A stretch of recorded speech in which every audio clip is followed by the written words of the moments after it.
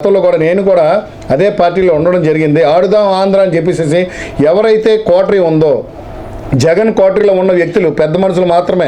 ఎందుకంటే గతంలో మనం 108కి కానివ్వండి 102కి కానివ్వండి ఏవైతే వెహికల్స్ ఉన్నాయో ఆ వెహికల్స్ సుమారుగా ఉత్తరాంధ్ర జిల్లాకి 260 వెహికల్స్ ఉంటాయి. ఈ 260 వెహికల్స్లోని 100 వెహికల్స్ కూడా ఈ 108 వెహికల్స్ రన్నింగ్లో లేవు.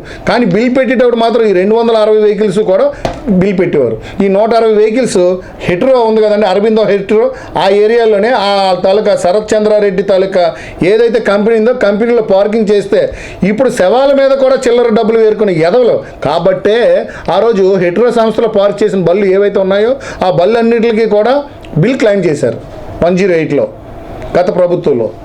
అలాగే ఆడుదాం ఆంధ్ర బిల్స్ ఇప్పుడు ఈరోజు స్టాండింగ్ కమిటీకి పని చేయలేనివి కూడా ఆడుదాం ఆంధ్ర డబ్బులు యాక్చువల్గా ఆడుదాం ఆంధ్ర స్టేట్ ఫండ్ నుంచి రావాల్సిన డబ్బులు అవన్నీ కూడా ముందస్తు మేము పెట్టాలని చెప్పేసి ముందస్తు ఆమోదాలు కూడా తీసుకోకుండా ఈరోజు స్టాండింగ్ కమిటీకి ప్రతిదీ వస్తూ చూస్తుంటే ఆశ్చర్యపోతా ఉన్నాం.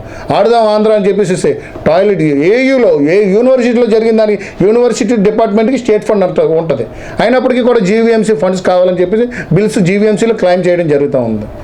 ఇలాంటివి ఆడుదాం ఆంధ్రనే కాదండి, చాలా ఎన్నో ఎన్నో ఎన్నో స్కామ్లో అటు లెక్కర్లో కానివ్వండి, స్పోర్ట్స్లో కానివ్వండి, అలాగే ఎడ్యుకేషన్ నాడు నేడు విద్యలో కానివ్వండి, ఏది దొరికితే అది ఏది ఎన్ని విధాలు వీలైతే అన్ని విధాలుగా కూడా అన్ని రకాలుగా కూడా ప్రభుత్వ సొమ్ముని కొల్లగొట్టి ఆ కోటరీ ఏదైతే ఉందో ఆ కోటరీని మాత్రమే వాళ్ళు కాపాడుకోగలిగారు. అందుకే ఈరోజు ప్రజలందరూ కూడా వాళ్ళకి అంటే బుద్ధి వచ్చే విధంగా వీళ్ళందరికీ కూడా రిజల్ట్ మొన్న జరిగిన, ఎందుకంటే ఏ రాజకీయ నాయకుడికి అయినా సరే కొలమానం మళ్ళీ గత పాలన చూసి ఇప్పుడు ప్రజెంట్ జరుగుతున్న ఎలక్షన్, ఈ ఎలక్షన్లో మనకు వచ్చే ఓటే గత ప్రభుత్వంలో మన తాలూకా కొలమానం మనం చేసిన పనితనం. ఆ పనితనంలో వాళ్ళు అధికారాన్ని దుర్వినియోగం చేసుకొని వాళ్ళ అడ్మినిస్ట్రేషన్లో ఫెయిల్ అయ్యారు. కాబట్టి గత 2024 ఎలక్షన్స్లోని ప్రజలందరూ కూడా తగిన గుణపాఠం చెప్పడం జరిగిందని చెప్పేసి మీడియా ద్వారా మీకు తెలియజేస్తా ఉన్నాను.